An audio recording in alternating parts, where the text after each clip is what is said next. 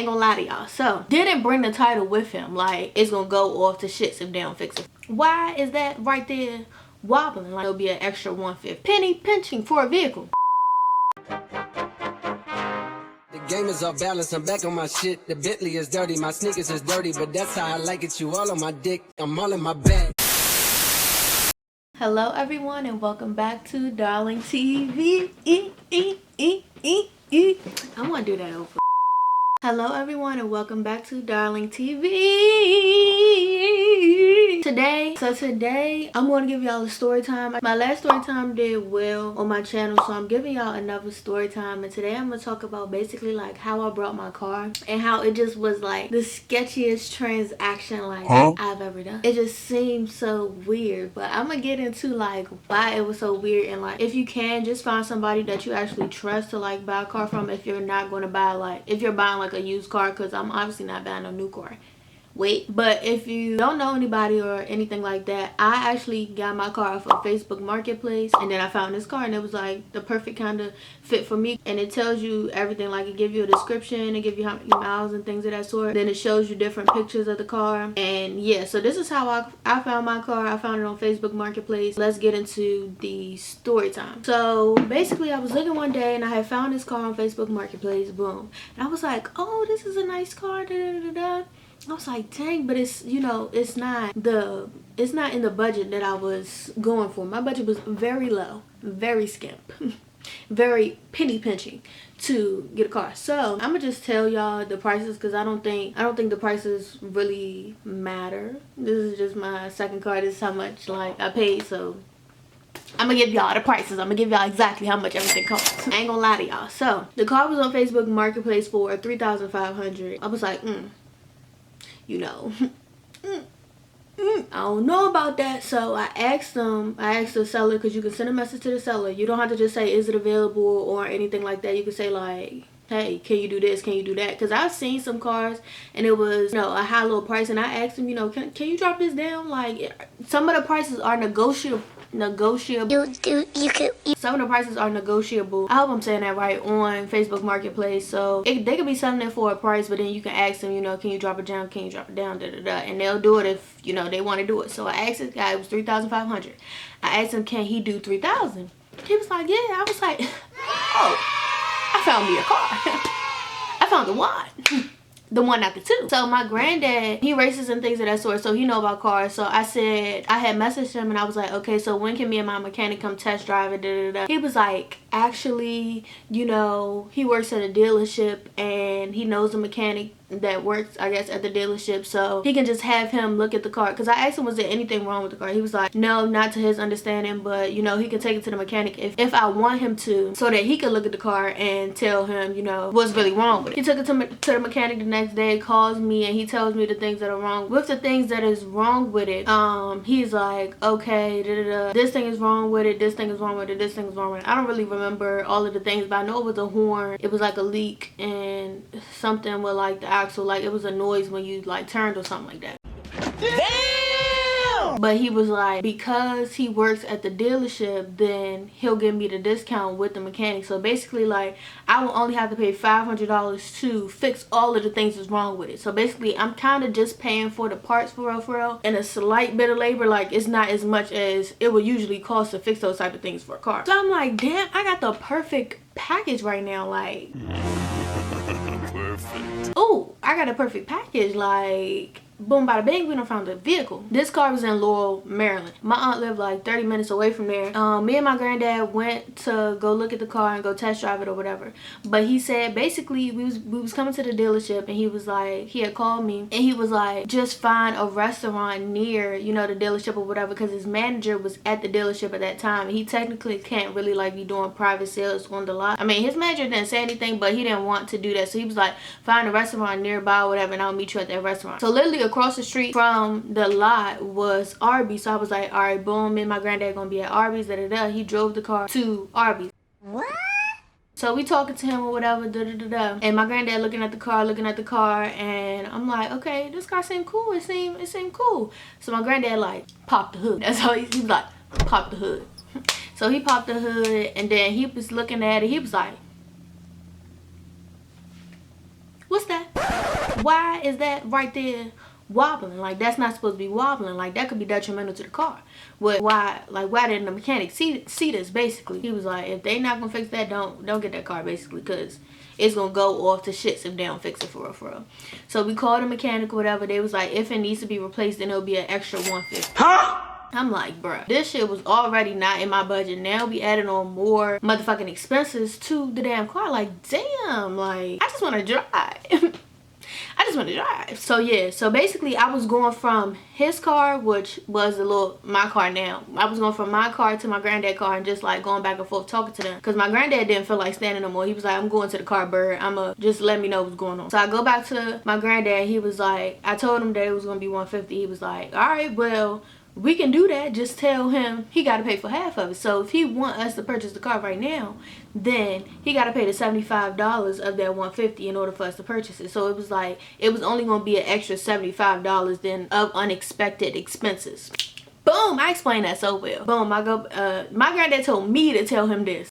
Okay. So I go back to the man. I'm like, all right, well, my granddad basically said, like, if you don't pay for half of the expenses of, you know, this piece that, you know, we might have to fix, because they was like, if you don't really have to fix it and it has to be adjusted, then it won't be charged or nothing like that. But if it do have to be replaced, then it'll be $150. Yeah, I had told the guy, I was like, if you don't pay for like half the expenses of that $150, then it's like, then I'm sorry, like, we can't buy the car. Like, that just is what it is. I'm saying the shit in my head. I'm like, no, I really want this car. Like, this is the best thing that I found, you know, because I literally was I literally was back home for about 3 weeks, I think, and I was like, I need to find a car within my budget. And my budget was, so I told y'all, it's penny pinching, literally penny pinching for a vehicle. He was like, okay, this is what I'll do. I'll just sell you the car for $2,925 so that the $75 will be deducted from how much you pay for the car. I was like, okay, sir, let me go back to my grandfather. Like, I'm trying to be real chill. I'm like, all right, sir, I'm gonna talk to my grandfather about this. We're gonna, you know, chit chat over it, and then I'm gonna be back to you in a couple minutes. Oh, say less. So as I'm walking back, I'm like, yes, yes, he gonna take the $75 off. So I'm going with my granddad, because my granddad got change to spend. So I'm like, okay, my granddad gonna pay for that extra $75. That's what I'm thinking. Like, granddad, I know you're gonna do it. Yeah, I come back to my granddad, and he was like, all right, well, that's fine. So basically the guy was like, he was like, okay, good, we're gonna go get the title back from the lot. So basically he drove the car over here, didn't bring the title with him. Like, wait a minute. He drove the car to Arby's parking lot without the title. So he had to go back to the lot that they were selling cars on over and get the title from the office. He was like, oh, I think his manager had stepped out for a second, and like this, whatever the titles be in, it was like locked up to where like he couldn't get it. That's what was going on while I was in the car with my granddad, us waiting on him to come over. So what was going on our end? So as we was sitting right there waiting for him to come back with the title, it was this guy in the parking lot that was just sitting right, like, he was just there. He saw me like drive the car around, because I drove around in the parking lot a little bit just to like get a feel of it or whatever. So when the guy had left and me and my granddad was just sitting in the car, the guy got out his car and he came up to my granddad. So I said, granddad, this guy walking up to your window. So as he walking up to our window, my granddad like, I don't know that man. I don't know who this man is. I mean, he could be walking down the street. I wouldn't know a thing. So he rolled down the window or whatever. The guy's like, don't buy that car. I'm like, at that point, I moved his window. I'm like, wow. Like, I'm thinking he knows something, you know, about, you know, the dealership, or at least about the guy. Like, you know, they playing me 50. Like, what's going on? Let me know. Help me. I just only got pennies, so help me. So yeah, the guy like, don't buy that car. I'm basically like, why? And he like, oh, like, that's a bad car. You know. But what he was basically trying to say is, with these type of cars, like those subcompact, like hatchback type of cars, the cars that I personally like, that I was telling y'all about earlier, like that I personally like, it's not good for when like you get into an accident and things like that. So like, my granddad was basically like, he trying to say like, it's like you on a bicycle. I keep saying like a lot. He basically trying to say it's like you would be in a bicycle, and like if you got into an accident, it's really like, it would really like dog your car up. Like, your car has no real protection. It's like a different metal in those type of cars or something like that. I don't know. Yeah, he had told me that. He was like, oh, you should get you like a Toyota Camry or a Corolla or something like that. I'm like, you telling me, like, are you selling me a car? Like, what's going on? You trying to do a little transaction on the side? Like, you got a better deal? Like, what's popping? What's poppin'? Brand new whip, just hopped in. Long story short, he didn't have a better deal. He was asking me like how much I was paying for it. I told him, and he was like, well, you know, I told you what I told you or whatever. So I'm like, okay, weirdo, like. Who are you? I mean, I guess he was just trying to like look out for me or whatever in a sense, but he was kind of weird. Like, he was even saying like he don't even know why he was at Arby's right then and there because he don't really eat Arby's, and he was just sitting in the car like watching us kind of the whole time. So I'm like, what, if you're not selling me a car, sir, and don't know nothing about the guy that I'm getting a car from, then why really are you coming up to me? Like, I'm really confused. So as he was talking to us, the guy ended up coming back, and he was still rambling with us while the guy was standing right there. So the guy had came up to the window. He was like, can you guys come back later, you know, when my manager is gone? I look at my granddad because I'm like, he's the one driving. Like, I can't just come back later. Like, we live 30 minutes away. Like, yeah, he was like basically like come back around like 5 or something. I hope this video don't get him fired. Yeah, he was like come back around like 5, and I was like, all right. I mean, my granddad was 4, so I was like, all right, cool. So me and my granddad went home. We was talking about the vehicle and all that stuff. We was talking about, I said, granddad, did you see that I gotta do like that to the windows? Like, what type of 2012 type of car is that? So then when I came back, I asked him like, are you sure this is a 2012? Because my car was a 07. My last car was a 07, and it didn't have that. Like, come on, that's some old shit. What the fuck? Stop playing. Basically, we came back that day. The mechanic had looked at the problem that my granddad was talking about. He was like, yeah, we do need to, you know, replace that or whatever. That's gonna be $150, da da da. The guy had already reduced the price of the vehicle. So we sitting right there, and I'm kind of like going back and forth with the guy a little bit, like just talking about the car. I called Christina granddad because that's who I got my first car from. Like, that's who I trust with like cars. Like, if anything, like, I'm listening to him for real. Like, I'm trying to listen to the people I trust. But my granddad know about cars too. But I'm just making sure, like, he might know something that my granddad might not know, and then my granddad might know something that he might not know. So I'm calling him, talking to him about that. He was like, oh, if the horn don't work, then something about a spring, and like it's probably been an accident. So I'm asking the guys like, have this been in an accident or whatever? They like, no, it's never been in an accident, blah blah blah. I'm like, okay, well, he's telling me on the phone to tell them to give you the Carfax or whatever. So I'm like, okay, cool. Boom. Me, delusional little me, never even asked for the Carfax. So I gave the phone to my granddad for him to like talk to him a little bit, because I ain't understand. It was just so much going on at once. When you don't know about cars and like all this information is coming at you about at once about cars, then you're just like, oh my gosh, oh my gosh, oh my gosh, oh my god. Like, everything is just slapping you in the face for real. Yeah, I asked the mechanic standing right there and the guy that's telling me the car standing right there. I'm like, do you guys have the Carfax for this car? They both look at me and was like, Nope. I said, it's a little sketchy. That's a little sketchy. So my granddad said, all right, Bert, come on, let's go. He told them, he said, we'll be back tomorrow. Keep on saying tomorrow. In his head, he telling them we're gonna be back tomorrow. We're never coming back. Like, we're gonna leave the lot, and then I'm never gonna get the car. I'm never gonna get it. Yeah, I'm like, okay, well, you know, how can I get the Carfax or whatever? They was like, basically it costs. And I was like, well, how much does it cost? And they was like, they was not telling me how much it cost. So I was confused. So I was like, okay, well, can I look up the Carfax with the VIN number? And they was like, yeah. And I'm like, well, can I get the VIN number so that I could look it up? Basically, they had gave me the VIN number. I'm walking away. My granddad is walking away to leave, but I'm walking away to go in the car, sit in the car, and look up the Carfax, like the VIN number, put in the VIN number to look up the Carfax. As I'm walking away or whatever, I had the title in my hand. The guy had went into the dealership and then came back out. He was like, wait. Let me tell you something.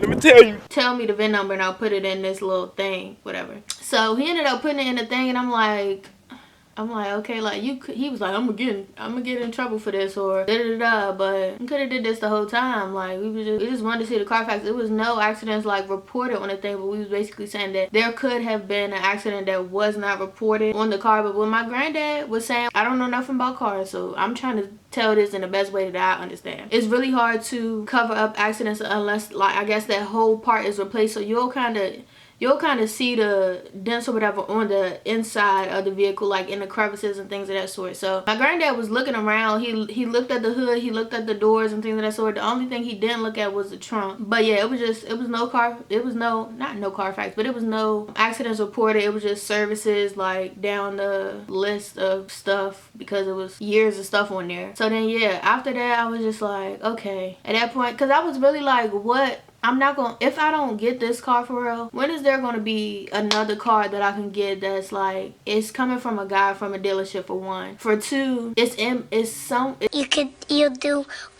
little over my budget, but it's like in my budget to the point where like I can ask my mom or my granddad for help a little bit and then we can make it work. For three, he has a mechanic already with him, like, that could do the stuff for me at a discounted rate. Like, all of this stuff, I'm just like, I was just like, okay, well, there's no accidents reported on the car. I'm gonna get the car. It's the type of car that I like.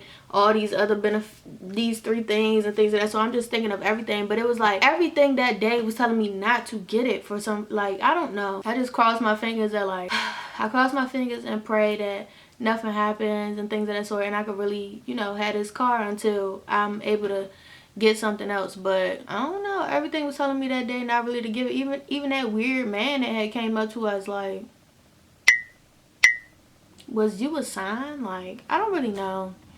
I don't know at this point. But yeah, after that had happened, he had gave me the title and I had signed the title. I gave him the money or whatever. And then I left the car there and came back the next day because the mechanic was going to work on it after hours to fix all of the things that I needed him to fix other than the horn, because the part, I'm not getting it fixed until I come back home, which is in like a couple weeks. I mean, that was basically it. The next day I came, I got the car, but I didn't come with my granddad. So this is what was weird to me, because if y'all seen in my last video, go watch my empty car tour video. But y'all seen in my last video, when they had showed me the car, they clicked the horn button and it worked. Like, I heard the horn with my own ears. Like, I heard it.